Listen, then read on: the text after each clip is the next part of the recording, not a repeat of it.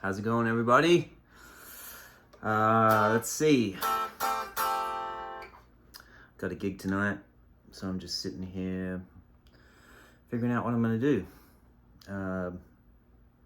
Buki's going to come set in, which would be awesome. Can't wait to see him.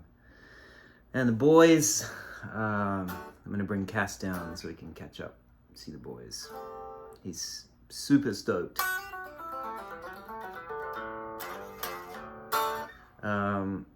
Yeah, thanks for all the nice comments yesterday.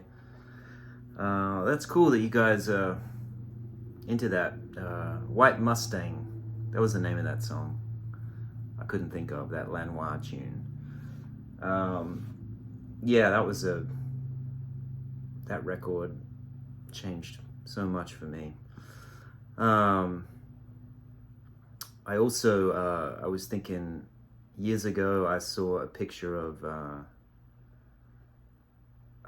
Daniel Lanois with a sparkle Gretsch, which he may have used on that song. I'm not 100% sure. I think his had diamonds, maybe. I can't remember. But there was an article in either Guitar Player, like in the mid-90s, or was there a magazine called Guitar Shop? Was that right? One that was just purely dedicated to, was like more of a nerdy gear magazine. Guitar Gear, Guitar Shop, what was that called? Anyway, there were some pictures of him when he was at Teatro, or Teatro, however you say that, which we drove by when we were living out in California. It's in Oxnard, on the main drag. The old theater, it's still there. At least it was when we were living out there. And there were pictures of him in that studio working on, I think he would have made Sling Blade already, but maybe he was working on something else. I don't know.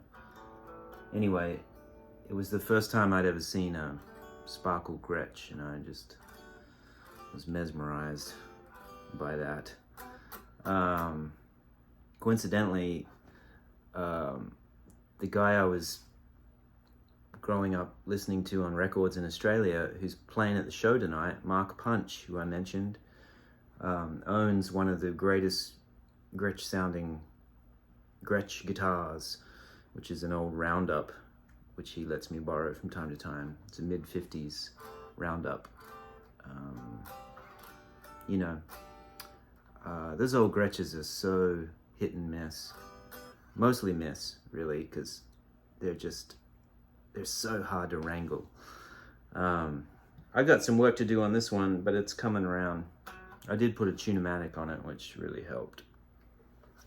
But I'm not sold on some of it. It doesn't have a tone control, which I know it has this tone switch, but it has this global volume, master volume, which I thought I might just put a cap on it and convert it to a tone control, because I really use that a lot. And this switch is not the most, even though it's probably historically accurate, it's not really the most usable tool. Anyway, I hope you guys are great. I got some practice to do. I'll show you that little suspension I stumbled onto this morning.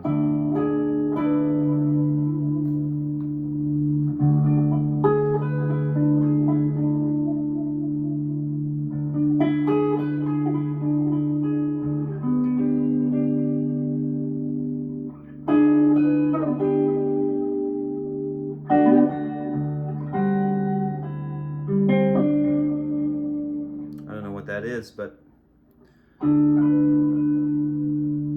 like it. Anyway, I hope you guys are great. See you soon.